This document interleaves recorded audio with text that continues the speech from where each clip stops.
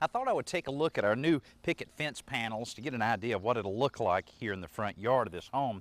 Now, these are all pre-assembled, so it should make the project a lot easier and should go a lot quicker.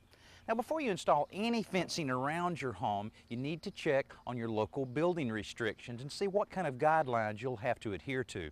Now, it may tell you you can't even put a fence in the front yard like this. It may also tell you how high the fence should be and other things that you really have to pay attention to. Now, this particular area is in a historic district and they're requiring us to use the wood fencing like we have, and we've decided to go with all treated wood so that it'll last as long as possible. Later, after we have all of the fencing installed, we'll come back and stain it with 2 coats of white stain, which will give it that really finished look. Now, there's other options. You can go with vinyl fencing, aluminum fencing, even some composite materials that are available out there. Now, another thing you may want to try to do is to recruit some help, because a fence job requires a lot of work.